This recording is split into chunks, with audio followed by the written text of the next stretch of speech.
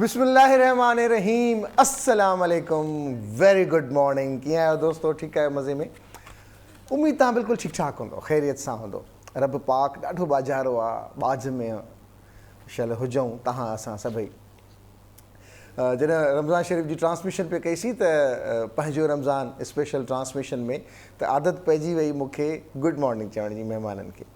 ऐं वरी जॾहिं हाणे आयो आहियां त दिलि चवे थी त दोस्तो कीअं आहियो, कीअं थो हले रमज़ान जा रोज़ इंसानु आहे जेसि ताईं वञी रूटीन में अचूं त इहो त थिए थो। माण्हुनि जी ज़बान आहे, कुझु मिज़ाज आहे, कुझु ज़हन आहे, कॾहिं हिन पासे कॾहिं हुन पासे, कॾहिं हेॾां कॾहिं होॾां।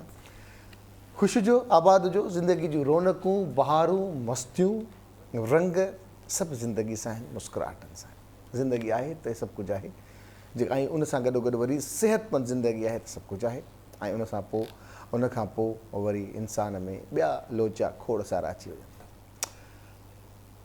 कल्ह टियों ॾींहं खां वठी हिकिड़ो ज़बरदस्त सोशल मीडिया अॼुकल्ह अहिड़ो प्लेटफॉर्म आहे जिथे कुझु न कुझु माण्हुनि जी ज़ाती ज़िंदगी जी एक्टिविटीज़ जी ख़बर पवे थी त केरु किथे आहे, छा पियो करे, छा वहे वापरे पियो दुनिया में, किथे टूर थियनि था, किथे अर्पना थिए थी।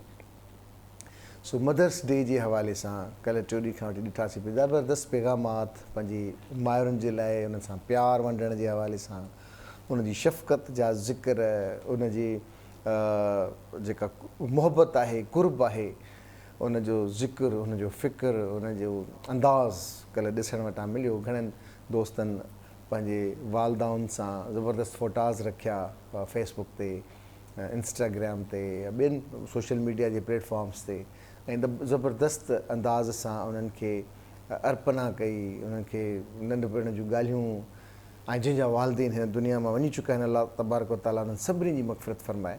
त उन्हनि जा बि मैसेजिस ॾिठासीं, उन जूं जुदायूं, उन जा विछोड़ा, उन जूं यादूं, त कीअं केरु पंहिंजी वालदा खे केतिरो यादि करे थो, पोइ वालिद हुजे, वालदा हुजे, उहे अहिड़ा रिश्ता आहिनि जेके कॾहिं बि केरु विसारे नथो सघे। ऐं हिकु ॻाल्हि त वालदा जो त को ॾींहुं आहे कोन, सभु ॾींहं वालदा जा आहिनि, पर हिन ॾींहं जे हवाले सां जेका असांजे अंदरि में सोच आहे उहा असां ज़रूरु ॿाहिरि खणी थोरा असां एक्सपोज़ कयूं था पंहिंजे लफ़्ज़नि खे, या जेतिरो प्यारु आहे उनखे वंडण जी कोशिशि कई वञे थी पूरी दुनिया में। सो सुठी ॻाल्हि आहे, ऐं उन्हनि खे बि अहसासु हुजणु खपे। भला ॿियो साल में ॿुधाइणु त खपे हर ॾींहुं वालदा जो आहे, पर खणी घटि में घटि हिकिड़े ॾींहुं खणी माण्हू पंहिंजी मुहबत जो इज़हार त ॿुधाए, करे बि सही ऐं ॿुधाए बि सही। सो अॼु पाण मदर्स डे जे हवाले सां सभिनी खे दावत ॾियूं था, जेके बि असांजे हिन प्रोग्राम में ॻाल्हाइणु चाहिनि, पंहिंजा ख़्याल वंडणु चाहिनि, का शइ शेयर करणु चाहिनि, त जी बिस्मिल्लाह, उन्हनि सभिनी खे भलीकार चवंदासीं। ऐं उन सां गॾोगॾु अॼु असां वटि मोज़िज़ महिमान बि असां सां गॾु मौजूदु आहे। अदी तमामु सुठी लेखक आहे, तमामु सुठो सोचींदी आहे, ऐं तमामु सुठो मुशाहिदो अथनि। ऐं ज़ाहिर आहे हीअ रिश्ता उन लेखकनि खां, ऐं जेके असांजा उहे अदीब, उहे शाइर जिन्हनि वटि लफ़्ज़नि जो ज़ख़ीरो आहे, जेके ज़हनी पोरियो कनि था, उन्हनि वटि इन्हनि अर्पना जे लाइ जेके अंदाज़ आहिनि, जेके बयान आहिनि, जेके गुफ़्तार आहिनि, से ॾाढा आलीशान हूंदा आहिनि। सो अदी असां सां डिस्कस कंदी, ॿुधाईंदी, ऐं हिन रिश्ते ते ॻाल्हाईंदी। ऐं तव्हां बि जेकॾहिं वंडणु चाहियो त जी बिस्मिल्लाह। अॼु असांजी मोज़िज़ महिमान आहे अदी सीमा अब्बासी साहिबा। अस्सलाम वालेकुम अदी, भलीका, ख़ुशि आहियो? तबियत ठीकु आहे? अल्लाह जो शुक्र आहे, अल्हम्दुलिल्लाह मां ठीकु आहियां। तव्हां कीअं आहियो? मां त ज़बरदस्त अदी, शुक्र अल्हम्दुलिल्लाह। हर वक़्तु रमज़ान खां पोइ तव्हांखे ॾिठो आहे जेको मोकल ते हुयो अदी? हा, रमज़ान खां पोइ मोकल हुई, ऐं हाणे वरी अॼु खां वठी प्रोग्राम जो आगाज़ आहे, हफ़्ते जो ॾींहुं आहे, त इन करे अची वियासीं मार्केट में। तव्हांजी महिरबानी, तव्हां मधु कयो। न तव्हां जी महिरबानी। बावकार ॾींहं जे लाइ। हा बिल्कुलु बिल्कुलु। छा चवणु आहे अदी, कहिड़ो रिश्तो आहे, छा लफ़्ज़ आहिनि? मुंहिंजे ख़्याल में तमामु ख़ूबसूरत रिश्तो आहे, इन खां वधीक त को रिश्तो ई न आहे। फादर जो रिश्तो बि पंहिंजी जाइ ते वैल्यू रखे थो, बाबा जो रिश्तो तमामु हिकिड़ो सुहिणो रिश्तो आहे, पर माउ जे रिश्ते अॻियां सभु रिश्ता हेठि आहिनि मुंहिंजे ख़्याल में। सो असांखे त अञा अहसासु घणो आहे, छो त मुंहिंजी मदर जेकी आहे नंढपण में ई जुदाई जा वॾ ॾेई हली वई हुई। सो इन जे करे थोरो वधीक अहसासु थिए थो, छो त माउ जेकी आहे हिकु अहिड़ी शइ आहे जेके उन सां गॾु ई हिकिड़ो ॿार जी, या मतिलबु इवन वॾनि खे बि ज़रूरत पवंदी आहे। मां त ईअं सम्झंदमि त माउ जेकी आहे उहा हर उमिरि जे ॿार खे, हर उमिरि जे मर्द खे, हर उमिरि जे औरत खे माउ जी जेकी ज़रूरत आहे उहा हर वक़्तु रहे थी। उन जा ॾुख सुख जा जेके लम्हा हुजनि था या वरी ख़ुशियुनि जा लम्हा हुजनि था उनमें माउ जे कॾहिं मतिलबु गॾु हूंदी आहे त असांखे ॼण ॿल थींदो आहे, अहसासु थींदो आहे त कोई अहिड़ो माण्हू सचो रिश्तो असां वटि आहे जंहिंखे असांजे ॾुखनि जो या सुखनि जो जेको आहे अहसासु वधीक आहे। बिल्कुलु सही था चओ। ऐं हूअं बि अदी चवंदा आहिनि त अगरि दुनिया में को परवाह करण वारो रिश्तो आहे त उहो माउ ऐं पीउ जो रिश्तो आहे, जेकी परवाह हूंदी आहे न। बाक़ी चवंदा मूंखे कंहिंजी परवाह न आहे ऐं कंहिंजी परवाह छो कयां छा, पर वाहिद फी ज़मानत मां सम्झां थी त सचनि रिश्तनि में हिकु वाहिद रिश्तो माउ जो ई हुजो। पीउ बि आहे अदी, पीउ खे बि माण्हू इग्नोर नथो करे सघे, छाकाणि त जेतिरी अटैचमेंट माउ जी पुट सां थिए थी वरी पीउ ऐं धीअ जी जेका पाण में अटैचमेंट आहे उहा आहे। पर छाकाणि त माउ जे ॾिहाड़े जे हवाले सां ही जेके असांजी अर्पनाऊं त हीउ रिश्तो ॾाढो अज़ीम रिश्तो आहे, अज़ीम रिश्तो आहे। ऐं इन रिश्ते जे हवाले सां मां त चवंदमि त असांजी जा जेके बि असां तव्हां ॾाढो ख़ूबसूरत तारीफ़ करायो लेखकनि जे हवाले सां, असां वटि अहिड़ा के ख़ूबसूरत अनमोल लफ़्ज़ कोन्हनि जो हिन ॾींहं खे भेटा पेश करे सघिजे। अच्छा, कल्ह मूंखे हिकिड़ी पोस्ट नज़र आई, उन में इहो हुयो त हर ॾींहुं माउ जो हूंदो आहे, पर ईअं आहे मख़सूस के ॾींहं जेके आहिनि उहो भेटा पेश कई वञे थी त उहो ॼण ख़ूबसूरती वधाइनि था ॾींहंनि जी। बिल्कुलु आहे, बिल्कुलु ईअं आहे। ऐं वरी अॼुकल्ह त वरी व्हाट्सएप ते हिन ते अहिड़ियूं तस्वीरूं, अहिड़ा गाना, वरी हुन जूं तस्वीरूं एॾी ज़बरदस्त मंज़र कशी कई वञे थी जो माण्हू खे सुठो बि लॻे थो। ऐं ज़ाहिरा हर माउ वरी पंहिंजी माउ खे यादि करे थी हिन ॾियारनि में। तव्हां बि वालदा आहियो, ज़ाहिरा ॿारनि जी तव्हां सां अटैचमेंट थी हूंदी, कल्ह तव्हांजे उन्हनि बि मूंखे जेको आहे सो विश कयो। असल में सजाद ॻाल्हि इहा आहे त तव्हां हुजो, असां हुजूं या केरु ॿिया बि हुजनि, त असांजी तरबियत में वालदा जो या वालदेन जो किरदारु जेको आहे उहो अहम तरीन हुजे थो। वजह इहा आहे त तव्हां हिन वक़्तु जंहिं मंज़िल ते पहुता आहियो त ॿिए कंहिंखे क्रेडिट ॾियो न ॾियो, माउ खे त ज़रूरु ॾींदो। बिल्कुलु बिल्कुलु बिल्कुलु ईअं आहे, बिल्कुलु ईअं आहे। असां त मुंहिंजी अम्मा बि हिन फ़ानी दुनिया मां वञी चुकी आहिनि, पर असां अम्मा खे नमाज़ पढ़ंदे ॾिठोसीं, तहजुद पढ़ंदे ॾिठोसीं, रोज़ा रखंदे ॾिठोसीं, प्यारु कंदे ॾिठोसीं, सभु शयूं कंदे ॾिठोसीं अम्मा खे। ऐं असांजी जेका एज ग्रुप आहे असां वटि रिश्तनि जा क़दुरु रहिया दी, पोइ माउ हुजे, मासी हुजे, चाची हुजे, मामी हुजे, पुफी हुजे, त इहे जेके रिश्ता आहिनि इन्हनि खे बि माउ वांगुरु ई इज़त ॾियणु सेखारियो वियो। ऐं उनखां पोइ बाद में पंहिंजी वालदा जी त वरी ज़ाहिरा हर कंहिंजी पंहिंजी तव्हांजी ॻाल्हि खे थोरो मां तोसी ॾींदमि त मां सम्झां थी त अॼु बि उअं आहे, पर कुझु क़दुरु विञाइजंदे महसूसु थियनि पिया। वजह इहा आहे शायदि नओं दौरु आहे ऐं जेकॾहिं ॾिठो वञे त घर में वालदा जी रेस्पेक्ट उहा ई आहे, पर कुझु ॿार जेके आहिनि तरबियत जे हवाले सां कुझु अहिड़ियूं शयूं, या त पोइ ईअं चइजे त दौरु ई मटिजी वियो आहे। वालदाऊं जेके आहिनि उहे बि मतिलबु कंहिं हद ताईं जेको आहे सो वर्किंग लेडीज़ बि थी पियूं आहिनि ऐं उन्हनि खे उहो टाइम बि नथो मिले त ॿारनि जी तरबियत में उहो ओड़ो किरदारु अदा करे सघनि। पर बहरहाल सभिनी ॻाल्हियुनि जे बावजूदि वालदा जो जेको रिश्तो आहे उहो अनमोल आहे। बिल्कुलु आहे। अॼुकल्ह जी भले माउ डिजिटल हुजे, मोबाइल सां आहे त माउ न, आहे त माउ, पर आहे माउ। भलीकार सभिनी घर भातियुनि खे। ऐं असांजी कचहरी जो सिलसिलो जारी आहे। सीमा अब्बासी सां असां ॻाल्हि ॿोल कईसीं पिए, पर हाणे वरी असां सां वीडियो लिंक ते मौजूदु आहिनि तमामु ज़बरदस्त लेखिका, शाइरा ऐं पंहिंजे मधुर आवाज़ सां, अंदाज़ सां, मुख़्तलिफ़ अंदाज़ ऐं मुख़्तलिफ़ आवाज़ सां ॼातल सुञातल तमामु ज़बरदस्त कंपेयर, तमामु सुठी लेखिका, किताब जी लेखिका आहे, बल्कि किताबनि जी लेखिका आहे ऐं तमामु सुठी शाइरी ऐं उनजी शाइरीअ खे वरी नओं अंदाज़ ॾियणु ख़ासि तौर ते असां उर्दूअ में या ॿियनि ॿोलियुनि में ॾिठोसीं, पर सिंधीअ में पंहिंजी शाइरीअ ते पंहिंजे अंदाज़ सां उनखे फिल्मबंदी करे ऐं दुनिया में अॼुकल्ह मुख़्तलिफ़ फोरम्स ते उन जा असां नंढा नंढा क्लिप्स ॾिसूं था। ॾाढो सुठो लॻे थो जॾहिं उन्हनि माण्हुनि सां वरी तव्हांजी ज़ाती शनासाई हुजे। त सभिनी ॼातल सुञातल भले हितां खां हज़ारे किलोमीटर परे हुजे, पर उनजे सीने में दिलि सिंध धड़के थी। सो असां सां गॾु मौजूदु आहे माहीन हिज़बाणी। अस्सलाम वालेकुम। वालेकुम अस्सलाम। असां वटि त मॉर्निंग आहे माहीन, तव्हां वटि अलाए छा टाइम थियो आहे? मुंहिंजे ख़्याल में 12 कलाकनि जो फ़र्क़ु आहे। जी जी बिल्कुलु। हींअर असां वटि 11 पिया थियनि। हा न, अच्छा 11:15 था थियनि, असां वटि 10:15 ॾींहं जा थियनि था। 11 कलाकनि जो फ़र्क़ु। 11 कलाकनि जो। कहिड़ो हाल आहे माहीन? ठीकु आहियो? मज़े में? हैप्पी? बिल्कुलु सजाद, मां ठीकु आहियां ऐं अलाह जो शुक्र आहे, सभु ख़ैरु आहे, ठीकु ठाक। अॼोके हिन ख़ासि ॾींहं ते तव्हां यादि कयो, तव्हांखे यादि सुठो लॻो। कयोसीं। ही मौज़ू अहिड़ो आहे जी जो मूं बिल्कुलु अदा मुमताज़ खे चयो त अखियुनि ते मां बिल्कुलु वक़्तु कढंदसि। माहिन पाण बि हिकु माउ आहे, पर माहिन जी पंहिंजी माउ हज़ारे मेल परे आहे माहिन खां। कीअं महसूसु थींदो आहे माहिन? सजाद, माउ त हिकु मुक़दस ऐं अज़ीम हस्ती आहे, इन में त को शक ई न आहे। ऐं वाक़ई जीअं तव्हां पंहिंजे धरतीअ खां परे रहंदा आहियो त तव्हांखे हुनजी कशिश ऐं छिक थींदी आहे। तीअं साॻी तरह जॾहिं तव्हां माउ खां परे हूंदा आहियो त तव्हांखे उनजे हुजण ऐं न हुजण जे अहसास में फ़र्क़ु महसूसु थींदो आहे। ऐं उहा बिल्कुलु साॻी कैफ़ियत आहे। हींअर माण्हू जॾहिं परे हूंदो आहे त सोचींदो आहे त कंहिंसां ॻाल्हि थिए न थिए, पर माण्हू अम्मा सां फ़ोन ते ॻाल्हाए, अम्मा सां हीअ ॻाल्हि करे, अम्मा सां हीअ ॾुखु आहे, का तकलीफ़ आहे, त बि माण्हू पंहिंजी माउ खे यादि करे थो। सो इहो हिकिड़ो फितरी हिकिड़ो जज़्बो आहे ऐं बिल्कुलु हर माण्हू इन कैफ़ियत मां गुज़रे थो। ईअं बिल्कुलु मां बि पंहिंजी माउ लाइ उहा मोहबत ऐं जज़्बो ऐं कैफ़ियत रखां थी। न बिल्कुलु ईअं आहे माहिन, पर अॼुकल्ह वरी सोशल मीडिया जा जेके प्लेटफॉर्म्स आहिनि उन में माण्हू जहिड़ो त गंढियो पियो आहे, पर जेका भाकुर बि जेका हथ में ॾेई ॻाल्हाइण में, रूबरू उन्हनि अहसासनि खे महसूसु करण में, त उनजो हिकिड़ो पंहिंजो मज़ो बि थिए थो। ईअं आहे यकीनन?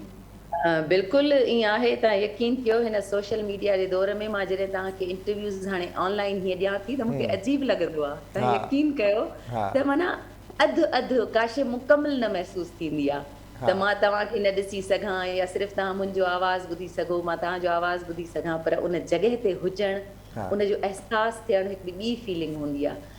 साॻी तरह जीअं मां चवंदी आहियां त किताबु जेसि ताईं तव्हां हुनखे हथु नथा लाहियो, मूं वटि हाणे ईअं सम्झो त पोइट्री मां घणी इन ते लैपटॉप्स ते ऐं कोबो ते ऐं फ़ोन ते थी पढ़ां, पर मूंखे उहा तस्वीर न मिली सघंदी आहे जेसि ताईं मां चाहींदी आहियां त उहे किताब मूं वटि अचनि। त साॻी तरह उन्हनि भाकुरनि जी, उन्हनि मोहबतुनि जी उहे साम्हूं कचहरियूं, फ़ोन ते तव्हां कहिड़ियूं बि कचहरियूं कयो, पर साम्हूं कचहरी करण जी हिकिड़ी ॿी लज़त आहे, उनजी कमी यकीननि मां महसूसु थी कयां।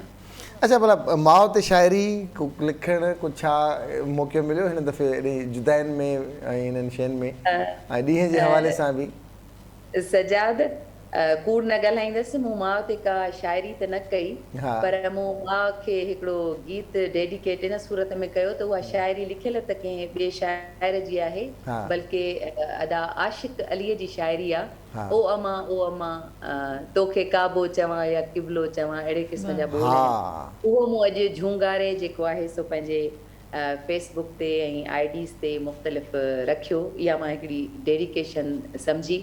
पर माउ जे हवाले सां ॿी मां इहा ॻाल्हि ख़ुशीअ सां चवंदसि त मूं ज़िंदगीअ में जेको पंहिंजो हिकिड़ो पहिरियों मुंहिंजो किताबु मजमू आयो तूं, उहो मूं डेडिकेट पंहिंजी माउ खे कयो। उहा मुंहिंजी अर्पना पंहिंजी माउ खे कयल आहे उहो किताबु। त मूंखे ईअं लॻंदो आहे त वाक़ई जॾहिं मूं पहिरीं तख़लीक़ूं बि कयूं त तव्हां सोचियो त मूं हेॾी दुनिया मां उन शख़्सियत जो ई इंतिख़ाबु कयो, उनजी चूंड कई त मुंहिंजी माउ डिज़र्व करे थी त मां पंहिंजी तख़लीक़ी जेका भेट आहे सा घटि में घटि पहिरीं भेट आहे त उनखे ॾियां, जंहिं मूंखे जनमु ॾिनो आहे, जंहिं मूंखे पैदा कयो आहे। त साॻी तरह उन में मुंहिंजी अम्मा जो लिखियलु मूं ते तासुर बि आहे त हुन नंढपण में मूंखे कीअं महसूसु कयो त मुंहिंजे अंदर में शाइर आहे ऐं मां शाइरी थी कयां, ऐं पहिरियां मां शाइरी वाक़ई लिकाईंदी हुयसि, कंहिंखे ॿुधाईंदी न हुअसि, हुनजो इज़हार न कंदी हुअसि। उहो कॉन्फिडेंस मूंखे पंहिंजी माउ ॾिनो त ॾेखार माहिन छा लिखियो अथई, वाह वाह ॾाढो सुठो, न तूं ॾाढी सुठी शाइरी थी करीं। हुन ईअं मूंखे इनकरेज कयो। त उहे सभु शयूं जॾहिं मूंखे यादि आयूं त मूंखे ईअं ई लॻो त मां हीअ किताबु पंहिंजी माउ खे भेटा ॾियां। ज़बरदस्त। अदी सीमा अब्बासी साहिबा बस सां मौजूदु आहे। अदी सीमा तमामु सुठो लिखंदी आहे, तमामु सुठो शाइरी कंदी आहे। अदी सीमा माहिन असां सां लाइन ते आहे। तव्हां सीमा, तव्हां कीअं आहियो? ठीकु ठाक?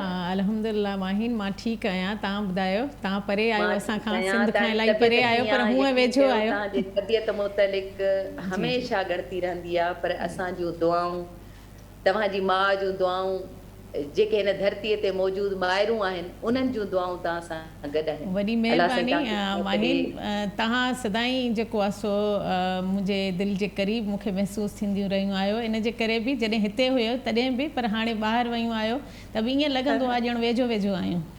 ऐं हिकु ॻाल्हि जो मां एतिराफ़ अॼु बि कंदी हलां, छो त मां कॾहिं बि कंहिं एतिराफ़ करण में मूंखे हॿक महसूसु न थींदी आहे त मां तव्हांजे शहरी मजमूए जी जेका महूरत हुई जंहिं लाइ तव्हां मूंखे घर दावत ॾियणु आयो, मूंखे अॼु ताईं दुख आहे त मां पंहिंजे ज़ाती कंहिं ॾुख सबब ई उन में शामिल न थी सघी हुयसि, पर मूंखे इहा दिलि में हिकिड़ी रहिजी वई। तव्हांखे ॾुख करण जी ज़रूरत न आहे, पर उन खां पोइ तव्हां मुंहिंजी शाइरी ॻाई ऐं उन खां पोइ काफ़ी मूंखे सुठो रेस्पॉन्स न, इन करे उहो ॾुख मूंखां ख़तमु थी वियो आहे। त मूंखे इहो थियो त मां उन में शामिल त न थी सघियसि, इहा मूंखे हिकिड़ी दिलि में रहिजी वई ऐं उहा मुंहिंजो बि हिकिड़ी वैलिड अहिड़ो रीज़न हो जंहिंजे करे मां न अची सघी हुयसि। ऐं उन्हनि ॾींहंनि में सजाद वारनि खे सभिनी खे ख़बर आहे मुंहिंजो बाबा सख़्तु बीमार हो ऐं कुझु ई अरसे में जेको आहे सो बाबा जी डेथ थी वई हुई।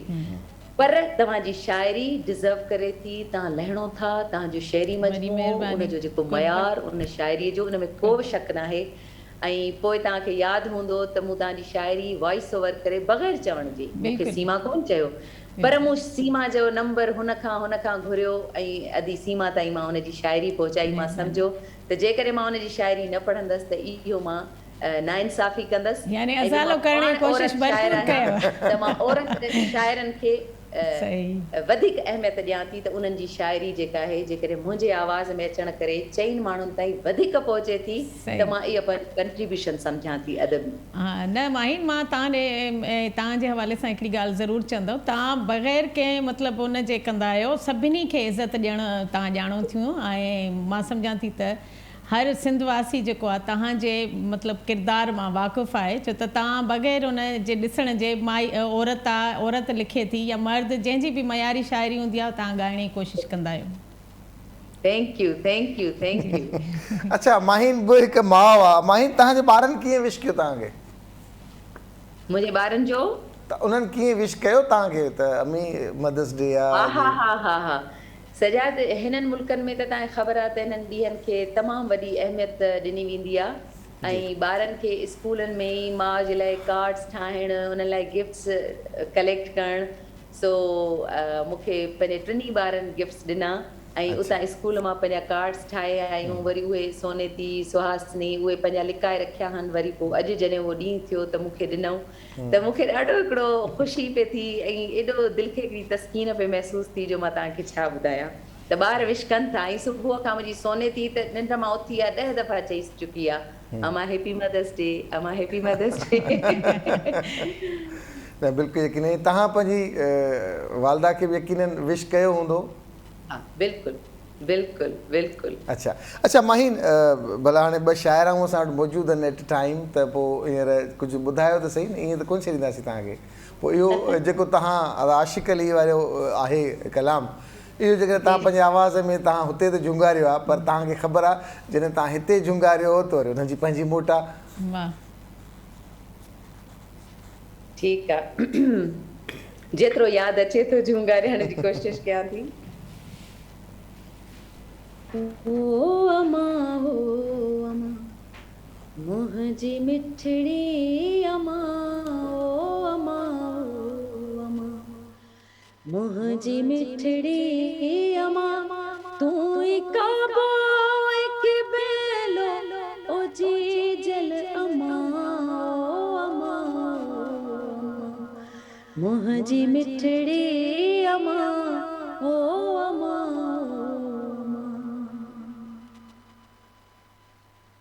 शलक मौला करे मूं ते अहिड़ो करम,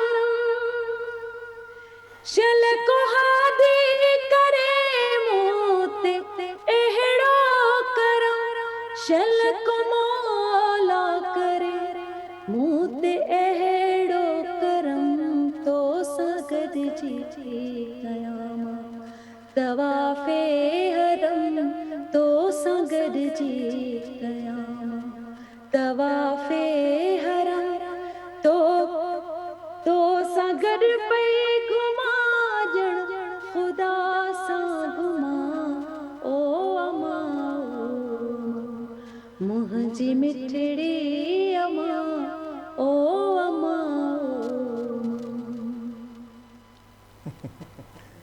वाह माहीन वाह, छा ॻाल्हि आहे, छा ॻाल्हि आहे। यकीनन ऐं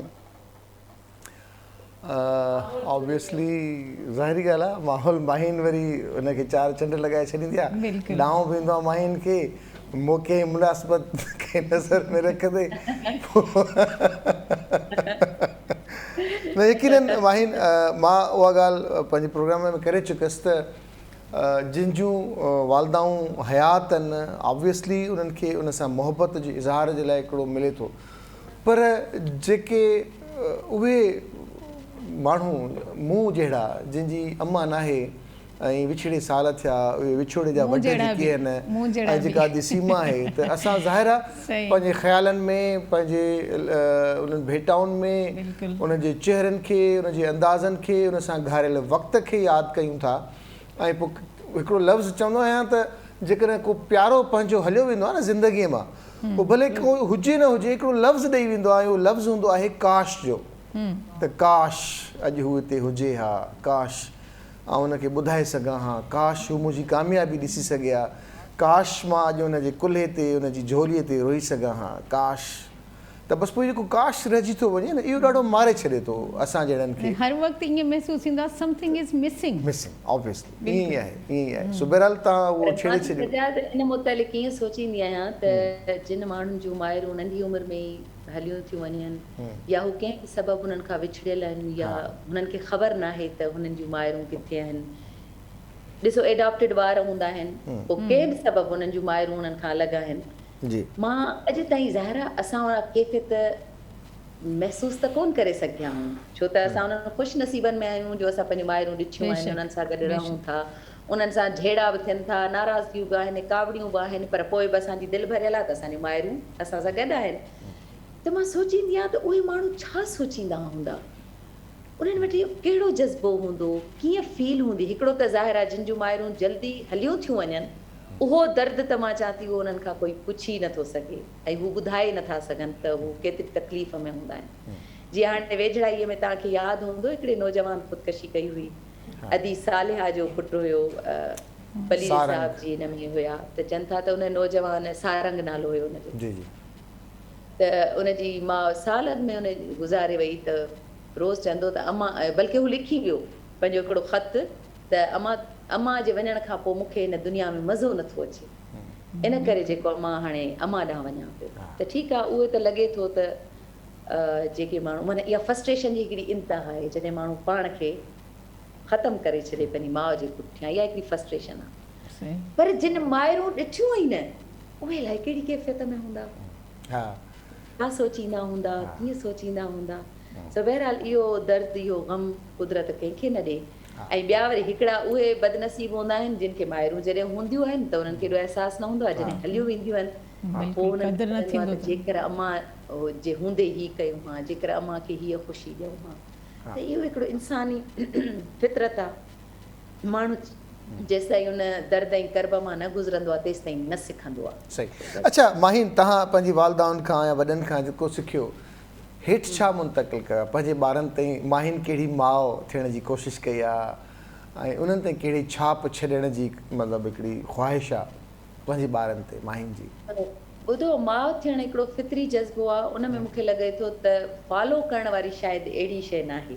हर माउ जो हिकिड़ो पंहिंजो अंदाज़ ऐं स्टाइल हूंदो आहे। हा, इहो हूंदो आहे त इवन तव्हां जॾहिं पंहिंजे पेरेंट्स वटां जेके कमियूं पेशियूं तव्हांजे अंदर में हूंदियूं आहिनि, तव्हां कोशिशि करे उन्हनि खे मुकमिल करण जी कोशिशि कंदा आहियो। त शायदि जीअं असांखे अॼु असां जे पंहिंजे ॿार जी पालना कयूं था, अॻु में असां हिक ई घर में 8-8, 10-10 ॿार, 15-15 ॿार हूंदा हुआसीं, मासात, मारोट, पुफाट, त मूंखे लॻंदो त उते असांखे एॾो अटेंशन न मिलंदो हो। माना मैदान हूंदा हुया, उते खेॾंदा बि हुयासीं, मानी खाधीसीं, गॾु कंहिं वरितीसीं त वरितीसीं, वरी खेॾणु वियासीं, जंहिं महिल मोटियासीं देगड़ियुनि मां तयुनि मां भाॼियूं मानियूं कढी खाईंदा हुआसीं।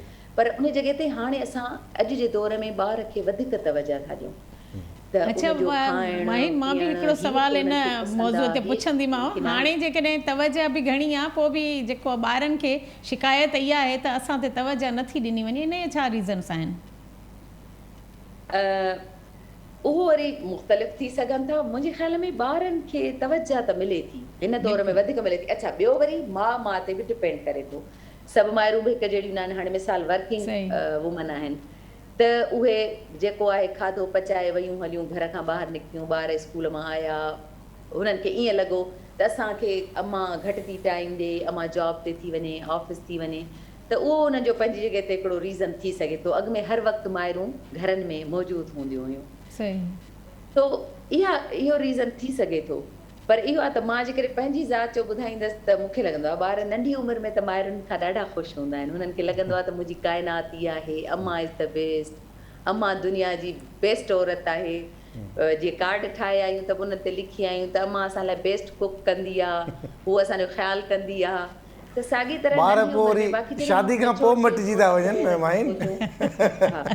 शादी खां पोइ जेका आहे ज़ाल ऐं पोइ माउ में जेको फ़र्क़ु महसूसु थिए थो उन्हनि माण्हुनि खां पुछिजे। सची पुछो त हिकिड़ी सजा तव्हांखे मां ॻाल्हि ॿुधायां, या बि शायदि मौज़ूअ जे हिसाब सां पहिरियों दफ़ो मां डिस्कस कंदी हूंदसि। त जीअं शादी बि हिकिड़ो फितरी ख़्वाहिश हूंदी आहे हर इंसान जी, त असांजी शादी थिए, हिकिड़ी उमिरि ईंदी आहे। पर तव्हां यकीन कयो, जॾहिं मां मेच्योर थियसि ऐं शादीअ लाइ मुंहिंजी जेका ख़्वाहिश पैदा थी, उहा सिर्फ़ु इन लाइ न थी त मूंखे हिकिड़ो पार्टनर मिले, मुंहिंजो गॾु मूंसां साथी हुजे, पर मां यकीन कयो त मूं वटि पहिरियों ख़्यालु ईंदो त मां माउ थींदसि।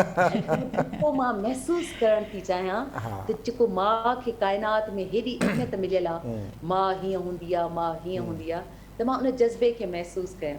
हाणे मां उन जज़्बे खे महसूसु कयां थी ऐं फ़ख्रु बि कयां थी त वाक़ई माउ थियणु हिकिड़ी वॾी ख़ुशनसीबी बि आहे। पर जेका माउ पंहिंजे औलाद जे लाइ जेके ख़ुशियूं, उन जे चहिरनि ते ख़ुशी ॾिसी जेका ख़ुशी थी थिए न, दुनिया में ओड़ी ख़ुशी तव्हांखे ॿी कंहिं बि शइ में न। सही ॻाल्हि आहे। एक्चुअली बाजी ज़ाहिर आहे असांजो मौज़ू जो मर्कज़ रहंदी आहे कचहरी में। बाजी चवंदी आहे मूंखे माहिन में ऐं सनम में ममता छलकंदे नज़र ईंदी आहे सजाद। त माना जॾहिं बि ज़ाहिर आहे कचहरी थी आहे, गॾु पाण वेठा आहियूं या छा, सिर्फ़ु सनम में बि न, सभिनी भेनरुनि में, सभिनी में न, उहो मूंखे ख़बर न आहे सभिनी जी। पर एटीट्यूड असां खां वधीक अथव। हा, उहो चलो बाद में, उहा बाद जी ॻाल्हि आहे। उहो सभिनी भले मूंखे मयारू ॾिए बाद में, पर जेके एक्चुअल जेका ममता आहे सा माहिन में नज़र ईंदी आहे ऐं सनम में नज़र ईंदी आहे। तमामु घणी माना नज़र ईंदी आहे। बाक़ी हाणे सभिनी सां जहिड़ो आहे त जहिड़ो आहे, जेका ॻाल्हि महसूसु कंदासीं चई ॾींदासीं। असां मां बि स्क्रीन जे वसात सां थी चवां, मां डायरेक्टली मिली कंहिंसां कोन। न पर तव्हांजी ऑब्जर्वेशन सीमा बिल्कुलु ठीकु आहे। असां वाकई सभई भेणूं ईअं आहियूं असांजो। बल्कि ईअं सजा तव्हांखे यादि हूंदो, सिंधियार मुंहिंजो जॾहिं नंढो हूंदो हुयो त मूंखे लॻंदो त मूंखां वधीक सभिनीनि हुनखे घणो टाइम ॾींदी हुई, खणंदी हुई। ऐं मां जेकॾहिं ॿाहिरि बि हली वेंदी हुयसि पंहिंजे अदबी इन कॉन्फ्रेंसिस ऐं उन्हनि जे हवालनि सां, त 10 ॾींहं सभिनीनि वटि हूंदो हुयो। त सभिनीनि खे ॿार पालण सां ऐं ॿारनि सां हुनजी अटैचमेंट तमामु घणी आहे, ॾाढी आहे। बाक़ी असांजो मदरली सजाद खे इन करे घणो थो लॻे जो असांजो हर माण्हू असां जेको प्यार जो, मोहबत जो, फ्रेंकली वेझे थियण वारो रवैयो सोशल हुजण करे वो सनम में मुंहिंजो वधीक नज़र अचे थो। सभिनीनि थोरी रिज़र्व रहंदी आहे। पर उन जा जेके सिलेक्शन हूंदी आहे किरदारनि जी ड्रामनि में, उन मां ममता झलकंदी आहे। हो थोरी ड्रामेबाज़ बि आहे। वधीक तव्हां हाणे कली जी सीमा भला असांखे कुझु ॿुधायो, शाइरी का ॿुधाई? अदी सीमा खां हाणे पुछंदासीं। हाणे हींअर पाण वेंदासीं ब्रेक जो। ब्रेक खां पोइ बि असां माहिन खे थोरो कंटिन्यू रखंदासीं, छाकाणि त माहिन खे भले राति थी वई हुजे, पर माहिन थोरो इंतज़ारु करे सघो था न ब्रेक ताईं? जी मां चयो हाणे असां वटि आहे न्यूज़ ब्रेक। न्यूज़ ब्रेक ताईं थोरो इंतज़ारु करिणो पवंदो, उन खां पोइ थोरी कचहरी रहियल आहे, उन में पोइ अदी माहिन बि हूंदी ऐं अदी सीमा बि हूंदी। ठीकु आहे न? जिते सजाद जहिड़ो एॾो सुठो कंपेयर हुजे ऐं प्यार सां अदा मुमताज़ असांखे घुरायो हुजे त असां बिल्कुलु जाॻंदासीं। मोहबत ख़ुशि जो आबाद जो।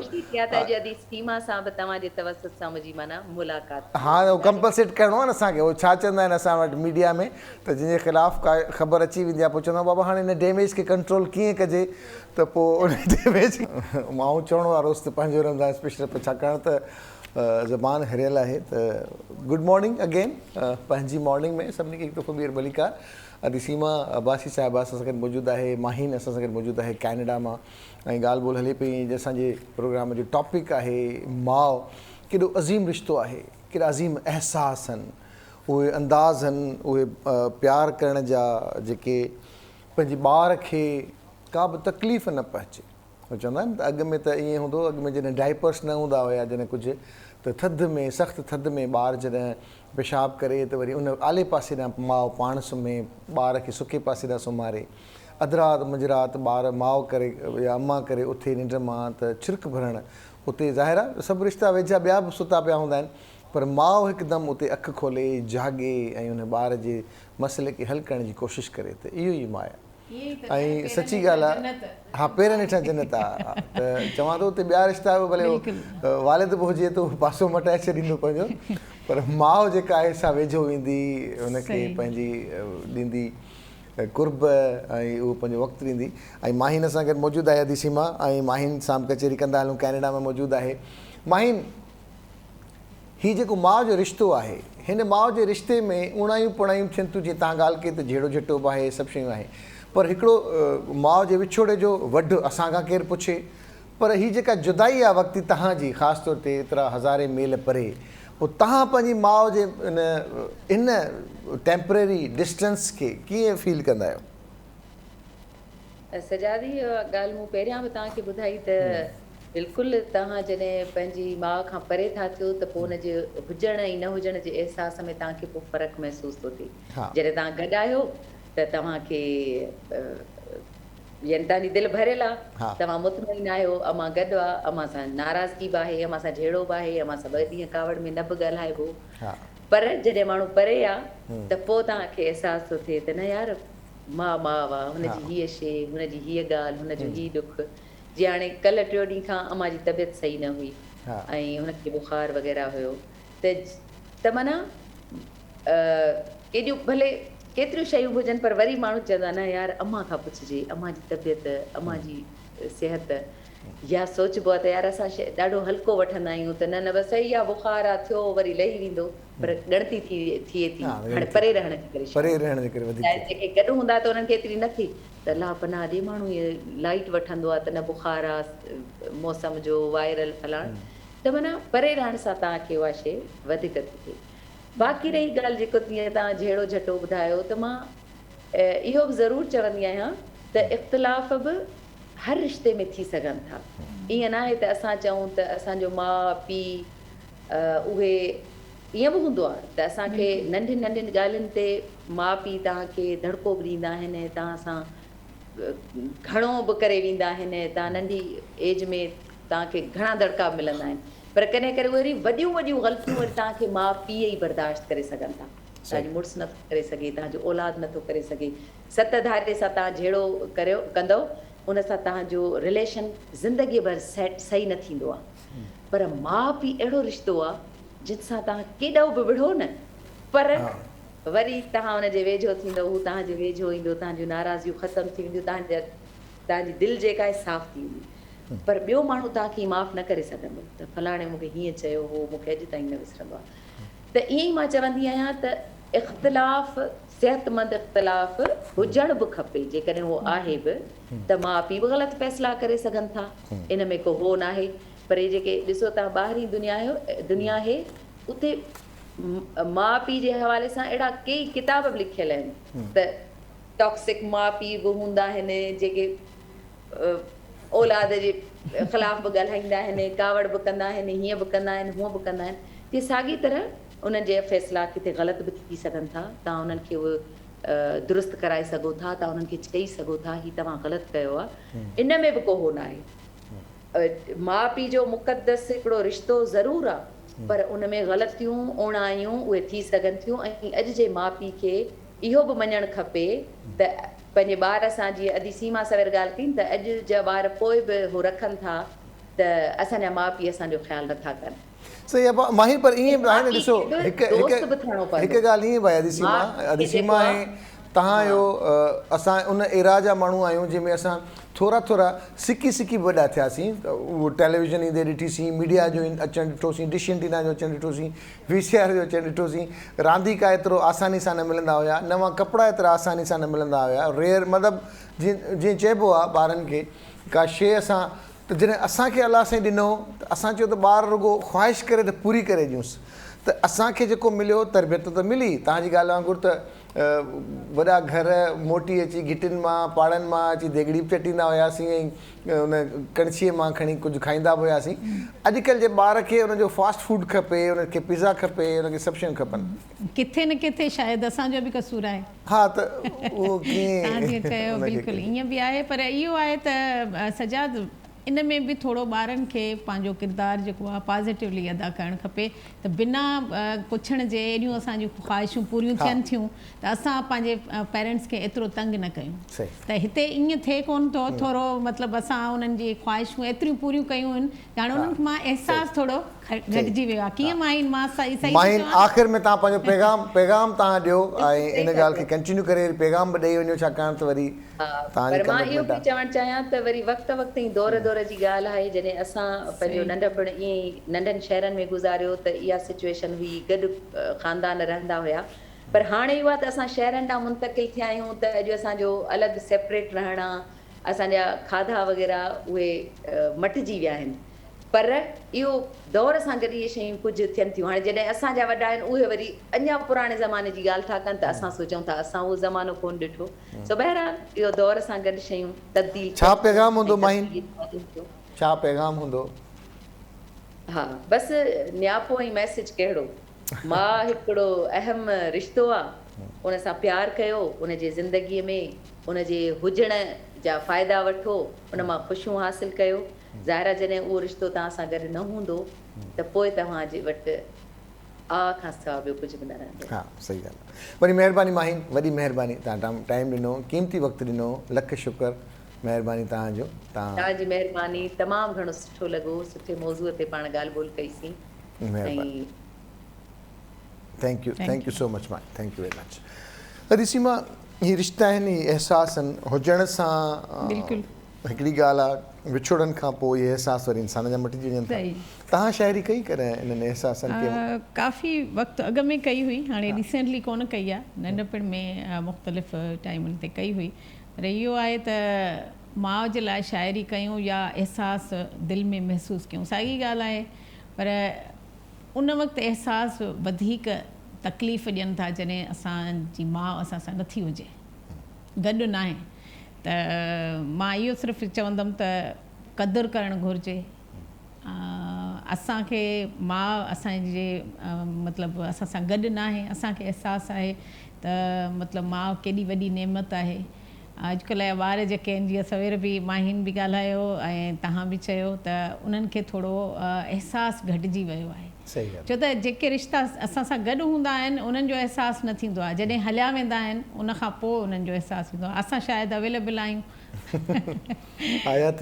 ईअं आहे। त तव्हां बि पंहिंजे ॿारनि जे हिसाब सां महसूसु कयो हूंदो त अॼुकल्ह जा जेके ॿार आहिनि उन्हनि खे थोरो, अॼुकल्ह जा ॿार ऐं अॼुकल्ह जा वालिदेन इंक्लूडिंग मी, माण्हू चवनि था असां बि एतिरा डिजिटलाइज़ थी विया आहियूं त असांखे पंहिंजियूं मसरूफ़ियतूं वधी वियूं आहिनि। बिल्कुलु अॻु में जेके घर भाती, घर भातियुनि मां मुराद त जेको वालिद या वालिदा हूंदा भले उहो वर्किंग लेडी छो न हुजे, पर घर मोटी अचण खां पोइ उनखे सवाइ तरबियत जे ॿियो कमु को कोन हूंदो हुयो, या अख़बार पढ़ी वरिती या को किताब मतिलबु। अच्छा सजाद, कल्ह तव्हां ॾिठो हूंदो सोशल मीडिया ते, मतिलबु जॾहिं माउ जो हिकिड़ो पैगाम जारी हुया त उन में मतिलबु माउ जंहिं नमूने सां बाज़पुरस कंदी आहे उहे बि शयूं ठहिजी पियूं अचनि त हे शयूं जेके आहिनि माउ सां मनसूब आहिनि। अॼुकल्ह त सोचे बि नथा सघूं असां त अहिड़े क़िस्म जी माना बाज़पुरस असां ॿारनि खे कंदासीं ऐं उहे वरी बर्दाश्त करे वेंदा या सब्र में अची वेंदा।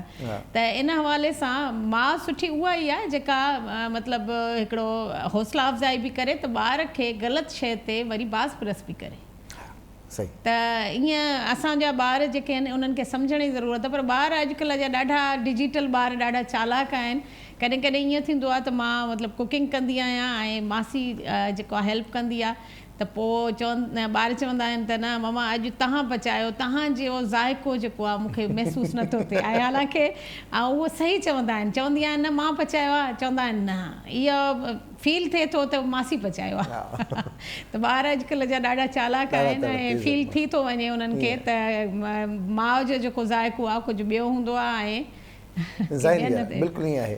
पर उन सां गॾु जेका ॻाल्हि करणु पई चाही सघे थी त अॻु में वालदेन ईंदा हुया त उन्हनि ॿारनि जे लाइ वक़्तु हूंदो, हाणे माउ पीउ बि जॾहिं घर में अचनि था त थोरो ॿारनि खे हलवाए कयो, उन खां पोइ पंहिंजो मोबाइल खयो, पंहिंजनि कमनि खे पोइ ॾिठो इहो थो वञे त घर में जेकॾहिं 5-6 भाती आहिनि या 4 भाती आहिनि या 3 भाती आहिनि, हिकिड़ो ॿार आहे 2-3 ॿार आहिनि, त हर को पंहिंजे पंहिंजे गैजेट ते बिज़ी थी थो वञे। थोरी देरि खां पोइ मानी खाइण महिल उहा आदतूं पइजी वञनि त मानी तेसिताईं ॿार नथा खाइनि जेसीं ताईं हुननि खे को गैजेट न आहे हथ में उन ते, या उहा जेका तरबियत हाणे मोबाइल करे थो ॿारनि जी, ऐं ॿार इन करे पेश थी विया आहिनि त जेकी शयूं असांखे वॾी उमिरि में ख़बर पयूं उहे ॿारनि खे नंढी उमिरि में ख़बर पइजी चुकी आहे। असांजो जेको घरनि जो जेको माहौल आहे न उहो बि ईअं चइजे डिजिटलाइज़ थी वियो आहे ॼण, छो त इहो वक़्त जी ज़रूरत बि आहे, पर वक़्त जी ज़रूरत खे असां मतिलबु थोरो उनखे अहिड़े नमूने डिस्ट्रीब्यूट करणु खपे त ॿारनि खे उहो तरबियत वारा एलिमेंट असांजा पूरा ई करे सघनि। पर असां ईअं कयूं कोन था, असां पाण खे पहिरियां त मतिलबु ॾोही करार ॾींदासीं त असां बि मिसाल जेकॾहिं औरत या छोकिरी जेकॾहिं वर्किंग लेडी आहे ऐं वञे थी मतिलबु जॉब प्लेस ते, उनखां पोइ जॾहिं अचे थी त उनखे आराम जी ज़रूरत पए, आराम करण जो जेको बेस्ट जेको आहे रिलैक्स करण जो तरीक़ो मोबाइल कढी ऐं हालांकि ईअं न हुअणु खपे। 6 महीननि जो ॿार बि रोए थो त माउ मोबाइल थी कढी ॾिएसि। अच्छा अच्छा हिकिड़ो मिंट हे वठ उन्हनि जे लाइ फीडर जो कमु करे थो, फीडर बि हुजे या एंटरटेनमेंट, ॿार बि हाणे उहे थी वञनि जेसिताईं उनखे मोबाइल। तव्हांजो छा ख़्यालु आहे इहो 10 सालनि खां पोइ दौर कहिड़ो अची वेंदो? बसि 10 साल खां पोइ त ख़बर न आहे त अञा अलाए छा दौर ईंदो, पर सची ॻाल्हि इहा आहे त ॾाढो चैलेंजिंग वक़्तु आहे हींअर वारो, ख़ासि तौर ते तरबियत खे नज़र में रखंदे ऐं जेको अहसासु ॿारनि में आहे उहो पीउ माउ जे लाइ जेको आहे सो बहितरु इहो आहे त असां ॿारनि ते इल्ज़ाम ॾियण खां अॻु में पंहिंजो पाण खे ठीकु करण जी ज़रूरत आहे। सही था चऊं त मतिलबु असां जेको आहे न असां थोरो आराम पसंदि थी विया आहियूं, असां ज़बान बात हलायूं नथा, ॿारनि जी तरबियत करण लाइ वक़्तु ॾियणु खपे उन्हनि खे। शाइरी में भला कुझु ॿुधायो, को का अर्पना त हूंदी, कुझु त हूंदो। बिल्कुलु माउ जे हवाले सां न सही जेको मुंहिंजी सुञाणप आहे गज़ल आहे, उन हवाले सां हिकिड़ो गज़ल ॿुधायां पई तव्हांखे। सो तव्हां बि लिखंदा आहियो मुंहिंजे ख़्याल में? बसि कॾहिं कॾहिं बोर्ड हारींदो आहियां मां। अच्छा, कालम वग़ैरह लिखंदा आहियो या? बसि असां मिड़ई हलंदो आहे। गज़ल हाज़िर ख़िदमत आहे त समूरा सूर सुम्हारे इझो सुता आहियूं, समूरा सूर सुम्हारे इझो सुता आहियूं, वरह जी राति गुज़ारे इझो सुता आहियूं, तमामु दर्द ठुतारे इझो सुता आहियूं, असांखे को न उथारे इझो सुता आहियूं, फ़रेब ॾेई वियो आहे काफ़िला सालार, असां त पंधु पथारे इझो सुता आहियूं, छिने गुलाब को गिरनार ॾे वरी मोटे ऐं ॿीजलनि खे पुकारे इझो सुता आहियूं, नज़र न आयो ज्वालामुखी को सागर में लताड़े रहर किनारे इझो सुता आहियूं, वजूद ज़ख़्म जे हूंदे करार को माणियो, वजूद ज़ख़्म जे हूंदे करार को माणियो, मतां को वेझ संभारे इझो सुता आहियूं, समूरा सूर सुम्हारे इझो सुता आहियूं, विरह जी राति गुज़ारे इझो सुता आहियूं। पंहिंजी मॉर्निंग अगेन पंहिंजे रमज़ान पे वियासीं, पंहिंजी मॉर्निंग में हिकु दफ़ो ॿी सभिनी खे भली कार ऐं अदी सीमा अब्बासी साहिबा असां सां गॾु मौजूदु आहे ऐं हुन सां गॾोगॾु अदी माहीन असां सां गॾु मौजूदु हुई कैनेडा मां। ब्रेक खां पहिरीं कचहरी हली पई, ॻाल्हि ॿोल हली पई ऐं ख़ासि तौर ते मदर्स डे जे हवाले सां जेका अर्पन आहे जेका असां वटि क़दुरु जी निगाह आहे वालदा जे लाइ, दुनिया में जिथे किथे आहे हिकिड़ो मदर्स जे लाइ हिकिड़ो अलॻि मक़ाम आहे जिथे किथे आहे, पर असां ॾाढा टची हूंदा आहियूं, स्पेशली असां एशियन्स जेके आहियूं ऐं वरी हुन सां गॾोगॾु असां जेके ख़ासि तौर ते पाकिस्तानी आहियूं, असां वटि माउ जो जेको क़दुरु आहे सो यकीनन इंटायरली डिफरेंट आहे दुनिया खां। पर मां त इहो वरी बि चवंदुसि त पूरी दुनिया में जेका माउ जी ममता जी जेका मुहबत आहे, क़दुरु आहे, अहसासु आहे, परवाह आहे, अहिड़ो रिश्तो वरी ॿियो नज़र में नथो अचे। उन खां पोइ वालिद आहे, इन में को बि शक न आहे त वालिद बि ओतिरो ई पाण पतोड़े थो ॿारनि जे लाइ, घर जे लाइ, सभिनी शयुनि जे लाइ। पर जॾहिं फैमिलीज़ सेपरेशन्स थियनि थियूं, जुदायूं थियनि थियूं या विछोड़ा थियनि था, जहिड़े तरीक़े सां माउ पंहिंजे ॿारनि खे संभाले थी, ओढ़ो वरी पीउ जा जेको किरदारु आहे असांखे नज़र ज़रूरु आयो आहे, पर उन जी तइदादु घटि आहे, सैकड़े में ॾिठो वञे त घटि आहे। मां वधीक पंहिंजे पाण खे ॿारनि जे लाइ वक़्फ़ु करे छॾे थी। असां गॾु टेलीफोन लाइन ते मौजूदु आहे वुमेन प्रोटेक्शन सेल जी एग्ज़ीक्यूटिव डायरेक्टर आहे अदी मारवी एवान, उहा बि असां गॾु मौजूदु आहे। अदी सीमा अब्बासी बि असां गॾु मौजूदु आहे। अदी मारवी असांखे जॉइन कयो आहे हैदराबाद मां। अस्सलाम वालेकुम, गुड मॉर्निंग। अदी मारवी कीअं आहियो? अस्सलाम वालेकुम अदा सज्जाद, सीमा ऐं सभिनी ॾिसण वारनि खे मां बिल्कुलु ठीकु आहियां। तव्हां सभु कीअं आहियो? असां बिल्कुलु हैप्पी आहियूं। ऐं मदर्स डे जे हवाले सां ज़ाहिरा तव्हां मुख़्तलिफ़ औरतुनि सां मिलो पिया जेके पंहिंजी औलाद छॾे वञे पई अहिड़नि सेल्स में या तशदुद करे या छा बि, ऐं प्लस में तव्हांजी बि हिकिड़ी वालदा आहे जंहिंसां तव्हांजी पंहिंजी उनसियत आहे, वाबस्तगी आहे, कीअं डिफ्रेंशिएट कंदा अदी मारवी? ॾिसो अदा, मां त उहो हिकिड़ी हस्ती आहे जंहिं असांखे हिन दुनिया में आंदो, ऐं उहो बि एतिरो सवलो न, तमामु घणी हिकिड़ी तकलीफ़ सां। ऐं सेक्रीफाइसिस पंहिंजी जॻह ते हूंदा आहिनि, इमोशनल, फिज़िकल सेक्रीफाइसिस। उन खां पोइ जॾहिं माउ भले उहो इंसाननि मां हुजे या जानवरनि जी का माउ हुजे, उहा हमेशह ॿार खे हिकिड़ी मोहबत ॾियणु, उनखे संभालणु, जेको उनजो फर्स्ट स्टेज हूंदो आहे, उन में उनखे पालणु, उन माउ जी फर्स्ट आहे दर्जगाह असांजी। जॾहिं असां इन तरह जा केसिस ॾिसूं था त उन मां डिफ्रेंशिएट करणु कोई एतिरो मुश्किल कोन्हे, छो जो इन तरह जा केसिस हिकु त घटि हूंदा आहिनि, तमामु घटि हूंदा आहिनि। सेकेंड इहो आहे कि उनजे पुठियां का न का साइकोलॉजिकल रीज़न या का न का अहिड़ी क़िस्म जी मजबूरी हूंदी आहे जेको क्राइम आहे, that is a purely crime. उहो कंहिंसां बि थी थो सघे। बाक़ी इन केस ते तमामु घणो ॾुख थींदो आहे जॾहिं गुरबत जी वजह सां माउ पंहिंजे पाण खे ख़तमु करणु, पाण सां गॾु गॾु ॿारनि खे बि ख़तमु करण जी कोशिशि कंदी आहे। कि इन्हनि केसिस जी तादाद असांखां तशदुद खां वधीक रिपोर्ट थी आहे। त उन में बि माउ जो इहो ई बयानु हूंदो आहे कि मां कीअं हिन मुल्क में या इन मुआशरे में पंहिंजे ॿारनि खे पुठियां छॾे वञा, जंहिंमें जेके असां वटि खाइण लाइ ज़िंदा रहियासीं त न ॾिननि, त पुठियां कहिड़ो हाल कंदा। त इन लाइ मुंहिंजो इहो ई आइडिया हो इन सॼे वारदात जे पुठियां कि ॿार मूंसां गॾु ई इन दुनिया मां हलिया वञनि। हाणे उहो त असां वी know that we have a right to life, we know that कि इहे शयूं हराम आहिनि, वी नो दैट कि दिस इज़ हाउ, ॿिए कंहिंखे कोई हक़ न आहे, पैदा करण वारी माउ खे बि हक़ न आहे कि कंहिंजी ज़िंदगी ख़तमु करे सघे। Even abortion is also a crime इन अवर लॉ। त जॾहिं असां ॾिसूं था कि कंहिंजी लाइफ वठणु गुनाह आहे, ग़लति आहे, इलीगल आहे, बट स्टिल जॾहिं इन तरह जा वाक़ियात अचनि था साम्हूं त उन्हनि खे काउंसलिंग प्रोवाइड कबी आहे, उन्हनि जे मामलात खे हल करण जी कोशिशि कबी आहे, त इहे शयूं रिज़ॉल्व थी वेंदियूं आहिनि। जेसि ताईं तशदुद जी ॻाल्हि आहे, उन में मेजॉरिटी असां वटि केसिस स्टेप मदर जा ई आया आहिनि। सॻी माउ जी तरफ़ां घटि केसिस आया आहिनि, ऐं लाइक उन्हनि ते बि तमामु घणो अफ़सोस ई थींदो आहे कि उहे जेके साइकोलॉजिकल कंडीशन्स आहिनि या सर्कमस्टेंसिस आहिनि, उहे मासूम ॿारड़े खे कंहिं बि हद ते तकलीफ़ न ॾियनि। लेकिन जॾहिं तव्हां डिफ्रेंशिएट एॾो मूंखे मुश्किल करायो था, जेको मां तव्हांखे इहो चवां थी कि इहो थियणु ई नामुमकिन आहे, छो जो माउ जी ममता, उन जी मोहबत, उन जी छाऊं एतिरी हसीन आहे कि जॾहिं का धीउ पंहिंजे घर खे छॾे ॿिए घर वञे थी त उनखे वधीक अहसासु थो थिए। तव्हां मुंहिंजी अमर जी ॻाल्हि बि कई त मां अम्मी खे हिकु त हैप्पी मदर्स डे चवणु चाहींदसि तव्हांजे चैनल जे तवसुल सां।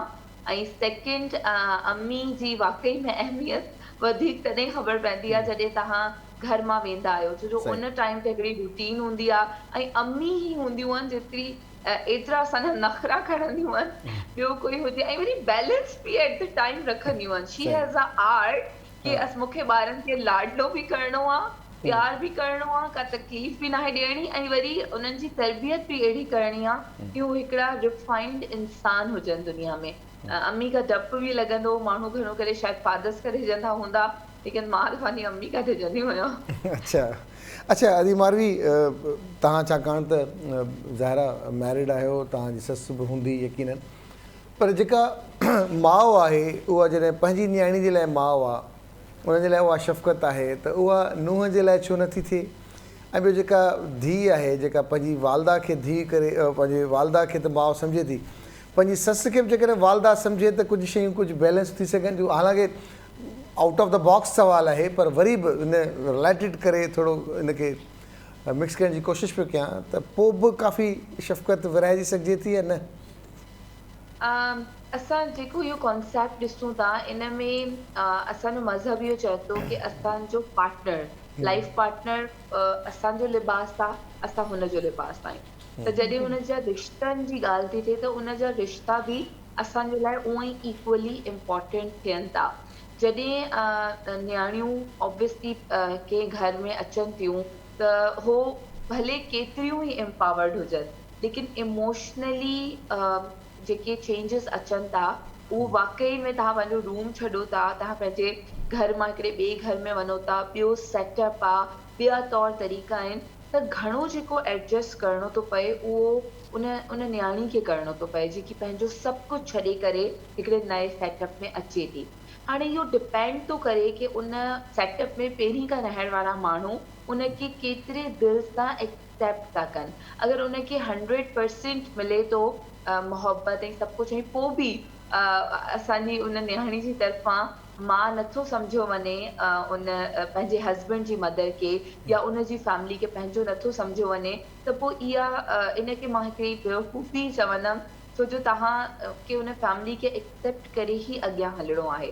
ऐं अगरि ईगो आहे या अक्सर इहे ई ॻाल्हियूं ॿुधंदा आहियूं कि ससु करे मां नथी थी सघनि, और अगरि उनखे नथो पंहिंजो, यानी पंहिंजी तरफ़ां तव्हां कोशिशि ज़रूरु कयो, न्याणियूं पंहिंजी तरफ़ां बि कोशिशि ज़रूरु कनि, लेकिन घणे केसिस में असां इहो ई ॾिसूं था कि जॾहिं न्याणियूं अचनि थियूं शादी करे घर में, त उन्हनि खे हिकिड़ो परायो इंसान ई सम्झो थो वञे, उन्हनि खे उहा एतिरी एक्सेप्टेंस नथी ॾिनी वञे। जंहिं तौर जा केसिस असां वटि ईंदा आहिनि त उन में इहे ई घर जा झेड़ा, उन्हनि जी काउंसलिंग्स कराइण, जेके ससु ऐं बहू जी विच में मामलात हूंदा आहिनि उनखे सेट करण जी कोशिशि करणु, हिकिड़ी आई डोंट नो, शायदि हिकिड़ी बॉन्ड जेलसी टाइप जो हिकिड़ो कुझु मसइलो हूंदो आहे कि वीचारो हस्बैंड ई विच में हूंदो आहे कि हो ज़ाल जी तरफ़ वञे या मदर जी तरफ़ वञे। त इन तरह जी केसिस में असां कोशिशि इहा ई कंदा आहियूं कि काउंसलिंग करे उनखे बैलेंस में आणण जी कोशिशि कयूं, लेकिन इहो तमामु घणो घटि ई थींदो आहे। या त फैमिलीज़ अलॻि थी वेंदियूं आहिनि,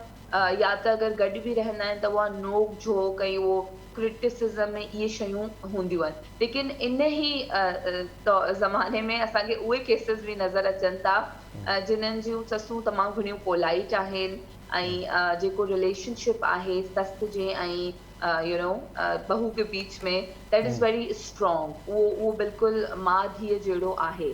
त इहे केसिस बि, इहे मिसालूं बि मौजूदु आहिनि, लेकिन घटि मौजूदु आहिनि, वधीक न। लेकिन मां इहो ई चवणु चाहींदा असांजे ॿुधण वारनि खे कि असां हिकिड़े यू नो 2020 में हाणे असां अची चुका आहियूं, हिकिड़ो टेक्नोलॉजी जो वर्ल्ड आहे, एजुकेटेड माण्हू घणा आहिनि असांजे आसपास, ऐं हाणे ससूं बि पढ़ियल लिखियल आहिनि, छो जो हिकिड़ो टाइम हूंदो जंहिंमें असां घणी हिकिड़ी उमेद न करे सघंदा हुआसीं कि का ॻाल्हि न आहे, तालीम अगरि घटि बि आहे ऐं का इन तरह जो क्रिटिसिज़म या अहिड़ी का शइ अचे बि थी, त जेकी न्याणी अचे थी ॿिए घर मां उहा पढ़ियल लिखियल आहे, उहा बर्दाश्त करे, उहा जवाबु न ॾे। लेकिन हाणे जॾहिं असां ॾिसूं था इन दौर में असांजियूं ससूं बि पढ़ियल लिखियल आहिनि, त इते असां ॿिन्हिनि जी तरफ़ां हिकिड़ो कॉपरेशन, ॿिन्हिनि जी तरफ़ां हिकिड़ी मेच्योरिटी ऐं ॿिन्हिनि जी तरफ़ां हिन रिश्ते जी नौइयत खे सम्झण जी ज़रूरत आहे। त बिल्कुलु हस्बैंड जी माउ बि माउ आहे, उहो बि ओतिरो ई एहतराम डिज़र्व करे थी, ओतिरी ई तवजो, ओतिरी ई मोहब्बत डिज़र्व करे थी, लेकिन उतां माउ जी तरफ़ां बि न्याणियुनि खे एक्सेप्टेंस, मोहब्बत ऐं धीअनि जहिड़ी जाइ अगरि मिले त तमामु घणो सुठो थी। बिल्कुलु इन ॻाल्हि खे कैरी ऑन कयूं था। अदी ससु माउ त आहे, जॾहिं पुट जी शादी थी वञे त पोइ उनखे पंहिंजे पुट ते त अचे थी उहा शफ़क़त, पुट मटिजी वञनि था या न, या इन ॻाल्हि खे तव्हां कीअं ॾिसंदा? वारी ॻाल्हि खे थोरो अॻिते वधाईंदमि त ईअं थिए अथो सजाद, पर इहो आहे त असां बि नए दौर जूं मदर्स आहियूं, यानी माइरूं आहियूं। हाणे जीअं मां सोचां थी त मां पंहिंजे पुट जी शादी कराईंदमि त मां अॻु में ई स्पेस ॼण सोचे रखां थी त न, जेकॾहिं शादी कराईंदमि त मां हुनखे घर अलॻि प्रोवाइड कंदमि, यानी अॻु में ई तव्हां घर त प्रोवाइड अलॻि कंदव, पर जेको ॿार जो ख़्यालु आहे उहो माउ जे लाइ त ॿारु भले ॾाढो छो न थी वञे, पर ॿारु रहंदो आहे। न उहो सही आहे, पर अॼुकल्ह जेके छोकिरियूं अचनि थियूं न, उहो अॻु में ई माइंड सेट करे थियूं अचनि त असांखे घर अलॻि खपे, या वरी मुंहिंजो ओपिनियन इहो ई आहे की माउ पीउ खे हिकिड़ी न बुढ़ापे जी उमिरि अची थी वञे, इहो अलॻि करण जो आइडिया इज़ नॉट बैड, ऐं अॼुकल्ह हर छोकिरी चाहे बि इहो थी, लेकिन उहो जेको टाइम आहे जॾहिं माउ पीउ खे ज़रूरत आहे औलाद जी, ऐं उन टाइम ई औलाद अलॻि थी वञे, तव्हां यकीन कयो ठीकु आहे जॉइंट फैमिली में रहणु ॾुखियो आहे, तव्हां जंहिंखां बि पुछंदव इहो ई ओपिनियन तव्हांखे मिलंदो, छो जो बिहेवियर सभिनी जा डिफरेंट आहिनि ऐं उन्हनि खे एडजस्ट करे हलणो थो पए, लेकिन माउ पीउ खे ज़रूरत आहे औलाद जी उन फेज़ में। 1000 दफ़ा डॉक्टर वटि वठी वञिणो पवंदो आहे, 1000 दफ़ा अक्सर तबियत आंटी अंकल जी ठीकु न हूंदी आहे, मूंखे मुंहिंजे हस्बैंड खे पोइ बि असां जेकॾहिं ईअं कयूं सोचूं त ओल्ड एज जेके आहिनि असां वटि बि रुझान वधियो आहे, त इहे छा सबबु आहे?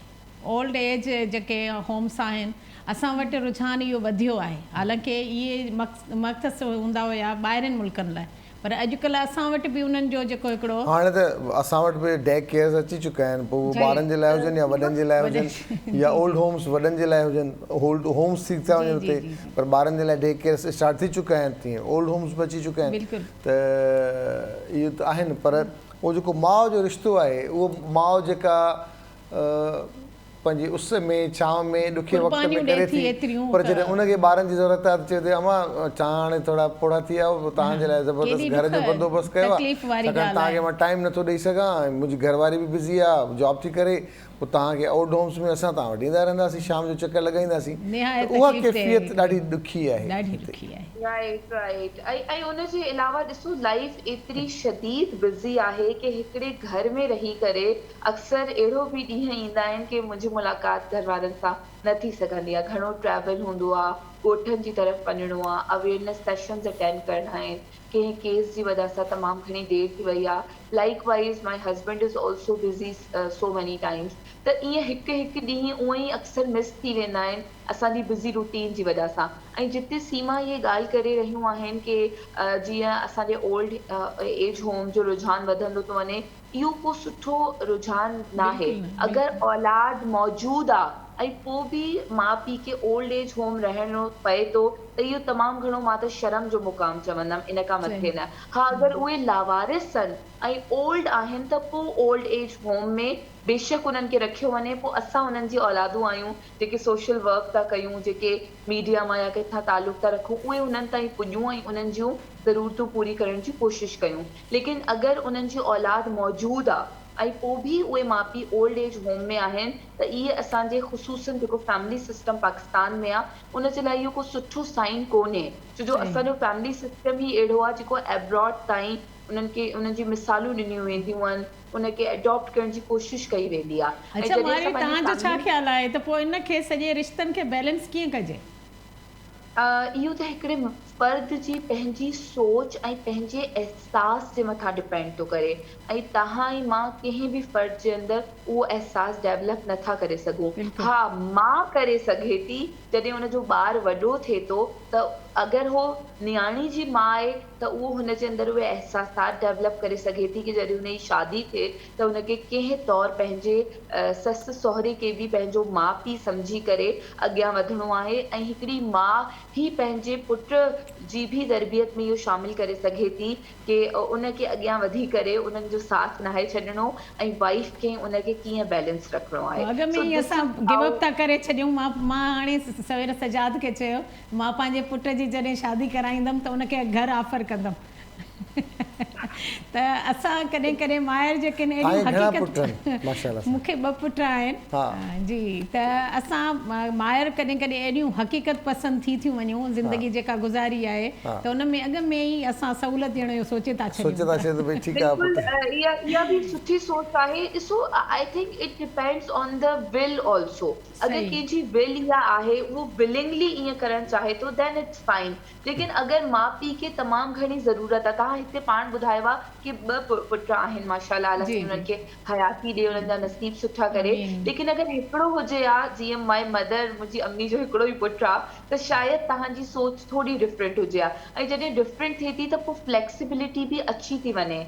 ऐं मुंहिंजे ख़्याल सां रिश्ता ॾाढा ख़ूबसूरत आहिनि अगर उन्हनि खे ख़ूबसूरत तरीक़े सां खणी हलण जी कोशिश कयूं। बेशक, बिल्कुलु हक़ीक़त में असां ॾिसूं था कि शयूं ॾुखियूं आहिनि, लेकिन अगर मिली जुली उन्हनि खे बहितर करण जी कोशिश कई वञे त एतिरो मुश्किल भी न आहे। अगर थोड़ो सो अना जो सौदो कयो वञे, अगर सही। थोड़ी इख़्लाक़ियात खे वधायो वञे, अगर सही। थोड़ी माफ़ अफ़वो दरगुज़र करण खे घणो असां पंहिंजे अंदरि आणूं, बर्दाश्त खे थोड़ो घणो आणूं, जेसि ताईं तव्हांजी इज़्ज़त नफ़्स ते अटैक नथो थिए, तेसि ताईं त शयूं अहिड़ियूं ई आहिनि कि तव्हां उन्हनि खे इग्नोर करे सघो था। ऐं घरनि में इहो ई हूंदो आहे, घणो करे कमकार ते हूंदो आहे, उहे थोड़ा डिस्ट्रीब्यूटेड हुजनि, ऐं घणो करे इहो ई हूंदो आहे कि तव्हां ख़्याल छोकिरी खे जो स्पेस घणो न ॾिनो रखो। वेंदो आहे, स्पेस जेको रिक्वायर्ड हूंदो आहे उहो न ॾिनो वेंदो आहे। सही, बिल्कुलु बिल्कुलु ईअं आहे। अच्छा बारवी, सॉरी टू इंटरप्ट यू, असां वटि मदर्स डे जे हवाले सां जेकॾहिं पाण ॻाल्हि कयूं, तव्हां छाकाणि त शेल्टर होम्स खे बि थोरो घणो ॾिसो था,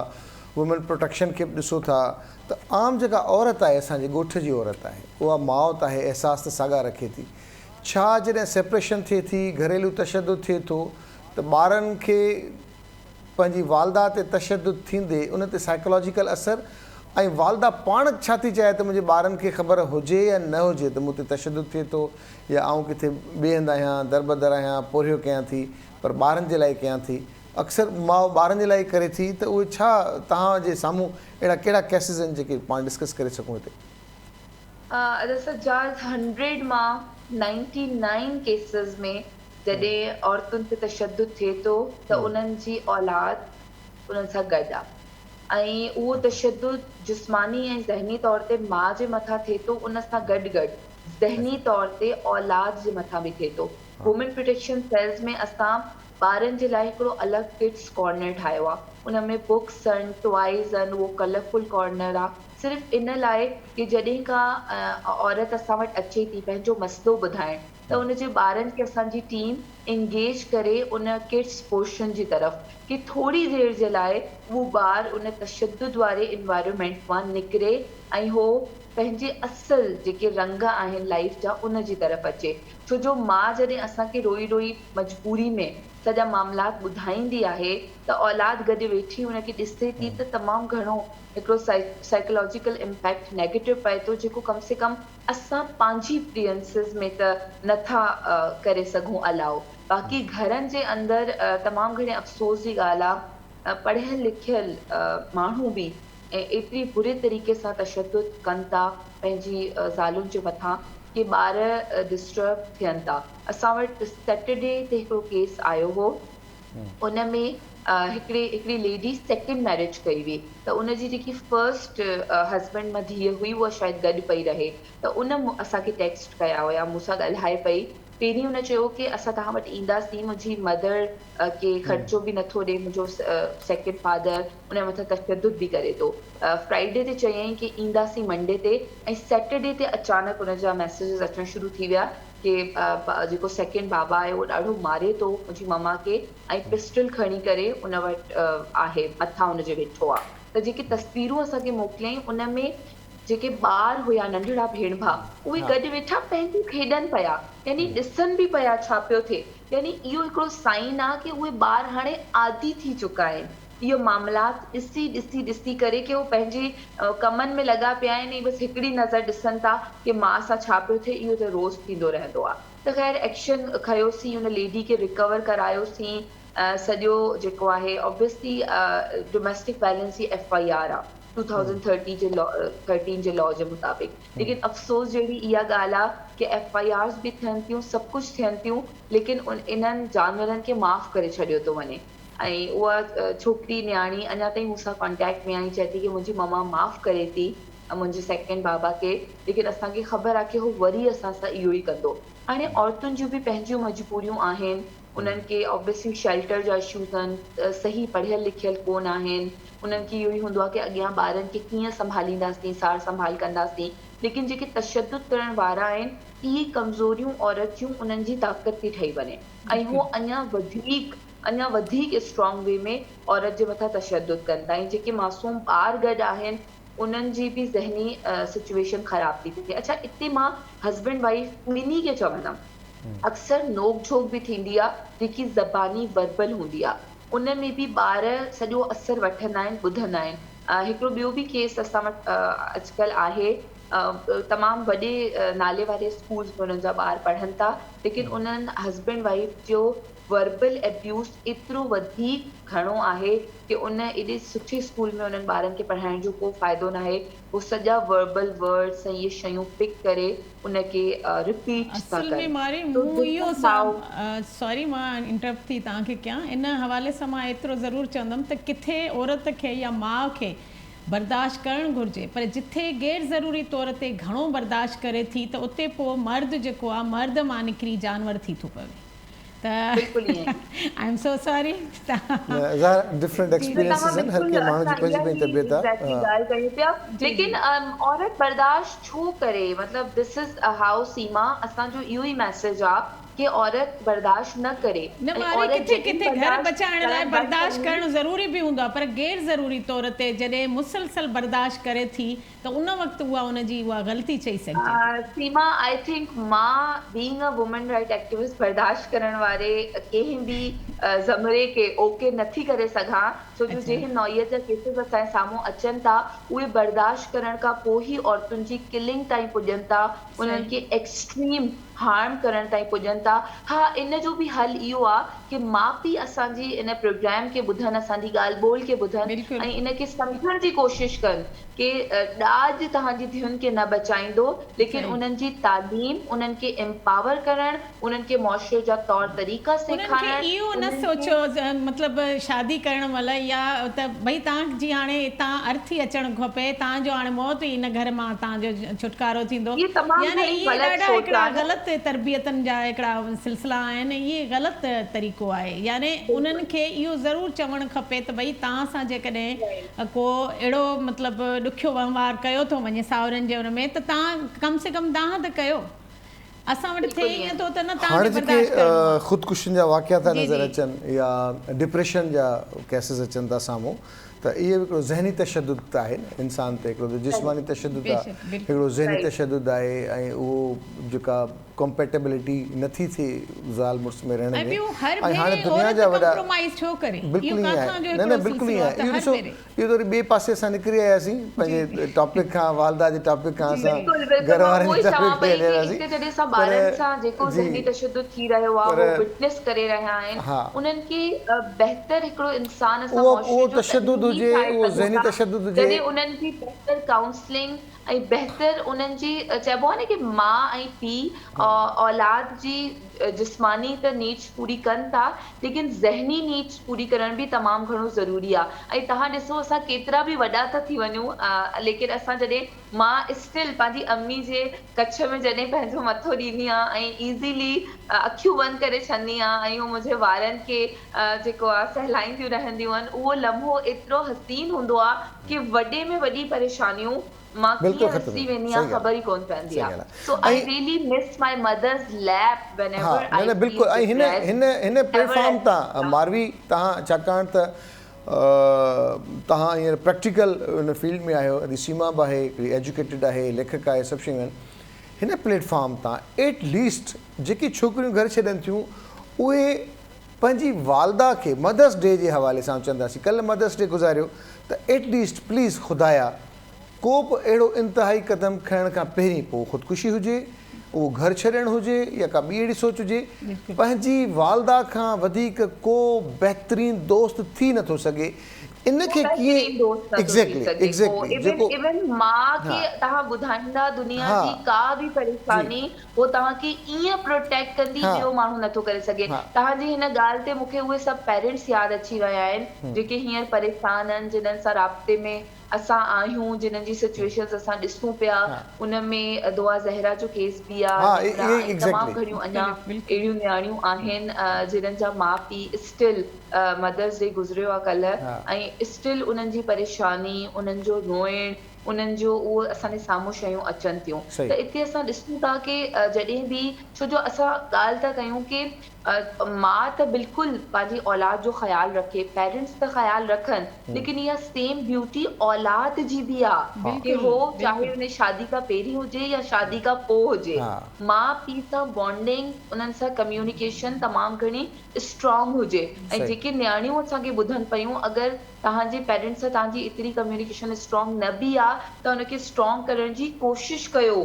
ज़रूरी न आहे की माउ पीउ जेके असांजे लाइ ब्रेड अर्निंग में बिज़ी आहिनि, असांजे लाइ जॉब्स ॾींहुं राति करण में, घर जा कमकार करण में, धीअरूं ऑब्वियसली घर में मौजूदु हूंदी आहिनि, लेकिन अम्मी जेतिरा ऑब्वियसली सुख ॾींदी आहे, माउ ॾींदी आहे, उहो ॿियो कोई माण्हू न ॾींदो आहे। त ऑब्वियसली असां यूनिवर्सिटी मां अचूं था, स्कूल वञूं था, अम्मी जो नाश्तो, उन्हनि जूं ॻाल्हियूं, उन्हनि जो सभु कुझु एतिरी क्लोज़ दिलि सां असांजे हिकिड़ो माण्हू आहे, उनखे असां इहो न ॿुधायूं की ॿाहिरि असां सां छा थो थिए, या जेके असांजे हथ में गैजेट्स आहिनि, असांजे घर में कोई if we are using laptop, social media, mobile phone, if we are connected with anyone, अगरि कोई तव्हांखे थ्रेट मिले थो, का ब्लैकमेलिंग थिए थी, या कोई तव्हांजे मथां दबाव क्रिएट करण जी कोशिशि थो करे, या तव्हांजो दिलि कंहिंखे अगरि पसंदि करे थो, या कोई बि इन तरह जो मामिलो आहे, U should discuss with your parents. ऐं इहो ई रस्तो हिकिड़ो बहितरी वारो रस्तो आहे, ऐं इहो ई रस्तो हिकिड़े